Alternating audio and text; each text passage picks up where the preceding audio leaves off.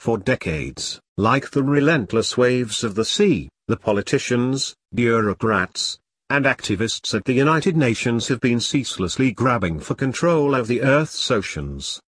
Their primary instrument for achieving this has been, and is, the Law of the Sea Treaty, LOST, formerly known as the United Nations Convention on the Law of the Sea. Over 160 nations and the European Union have adopted the treaty, with the United States being the sole major holdout. With little fanfare and almost zero attention from the establishment media, the UN has taken another major step toward ratcheting up the LOST effort to expand international controls over virtually all water on the planet. From March 28 to April 8 the UN, pursuant to General Assembly Resolution 69-292, convened a preparatory committee, PrepCom, to develop an international legally binding instrument under the United Nations Convention on the Law of the Sea, UNCLOS, on the conservation and sustainable use of marine biological diversity of areas beyond national jurisdiction. This proposed new add-on treaty to LOST would give the UN authority over the biological resources of the high seas, which is to say all plant and animal life in all of the waters that lie outside recognized national coastal waters and economic zones. This would mean control over, literally, more than half the planet.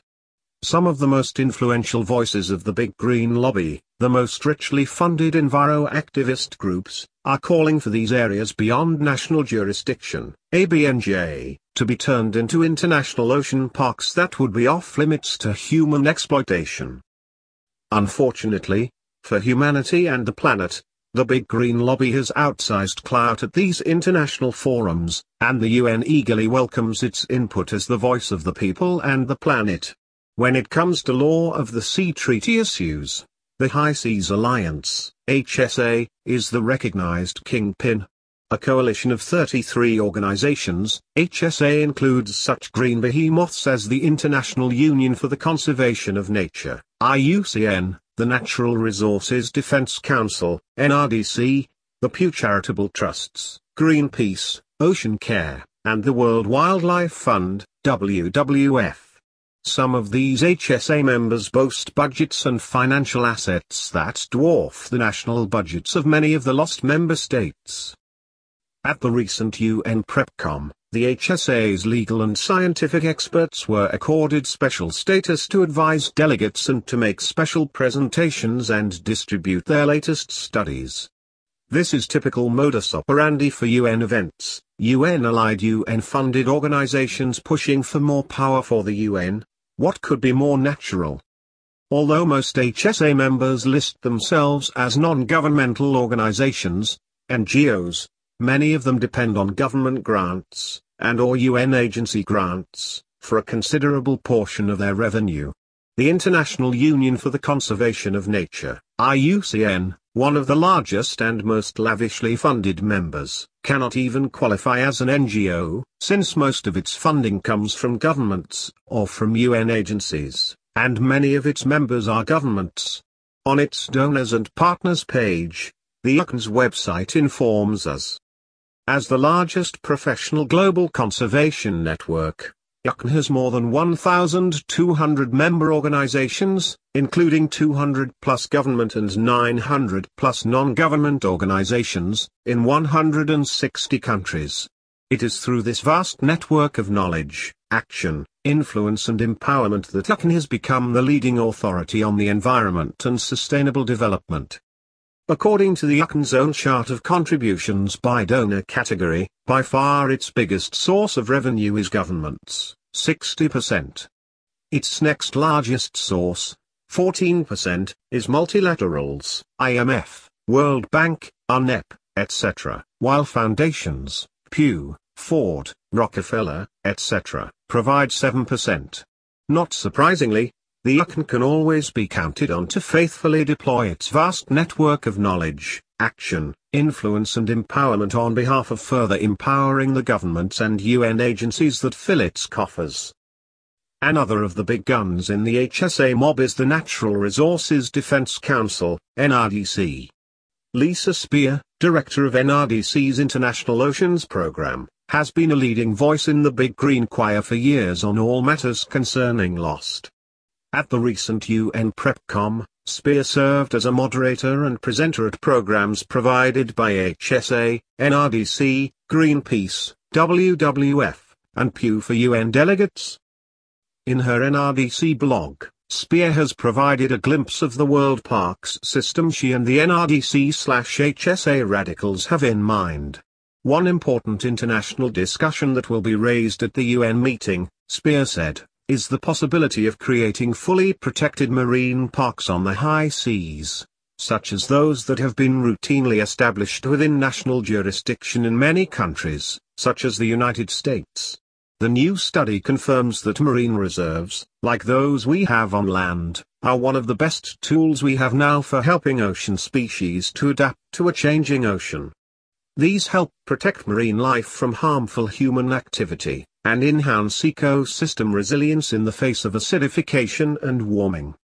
For now, 50% of the Earth lacks a mechanism to create these parks, a huge gap in the world parks system. The UN and the NRDC would like to see the UN empowered with the kind of ultra-restrictive regulatory powers the US government claims over those areas it designates as national parks, monuments, habitat reserves, and wilderness areas. This UN park system is necessary, says NRDC's Spear, to protect the oceans from human activities such as seabed mining, fish farming, and habitat loss due to warming waters, mostly from climate change, and ocean acidification caused by carbon emissions. Of course, the new add-on biodiversity treaty is merely a more specific claim to power that is already latent in the original Lost text. As the UN's Division of Ocean Affairs and Law of the Sea, DOALOS, stated at the official celebration of the 25th anniversary of the United Nations Convention on the Law of the Sea on October 17, 2007. The United Nations Convention on the Law of the Sea is perhaps one of the most significant but less recognized 20th century accomplishments in the arena of international law.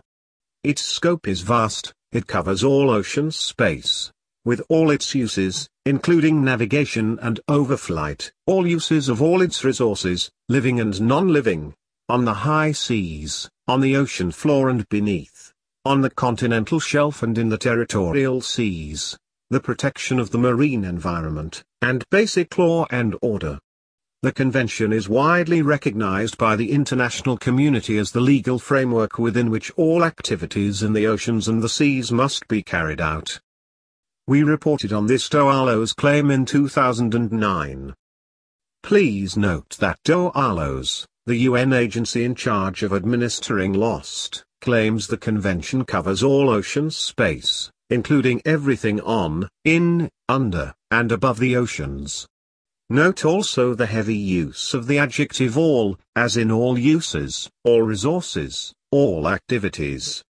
But wait, as we shall see, the claims go even far beyond this to include global regulations that will override domestic laws covering not only coastal waters and shorelines, but also human activities in rivers and inland waterways, and land-based activities that may be claimed, no matter how far-fetched, to be harming the marine environment.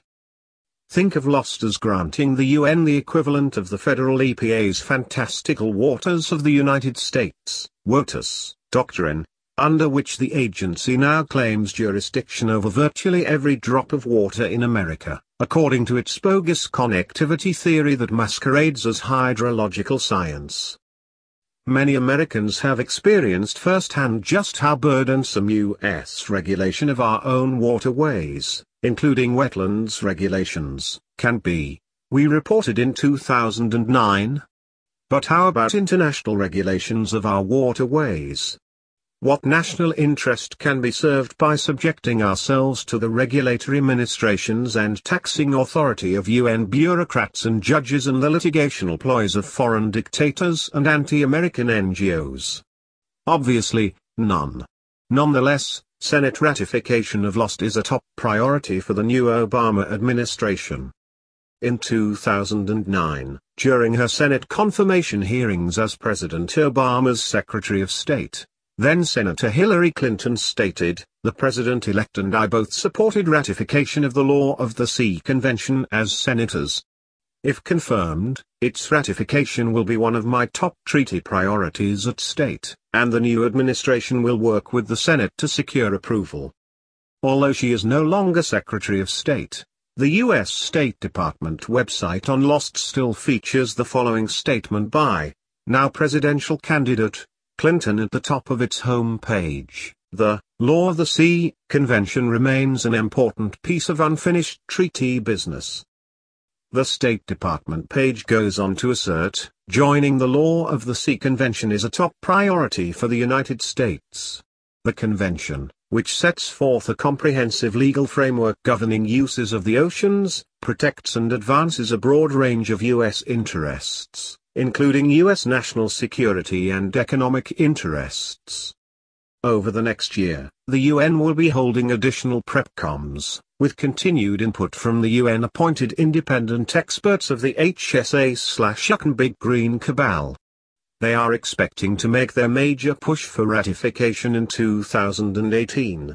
They are working now to build support for U.S. Senate ratification of both the original Law of the Sea Treaty, as well as the still incubating Ocean Biodiversity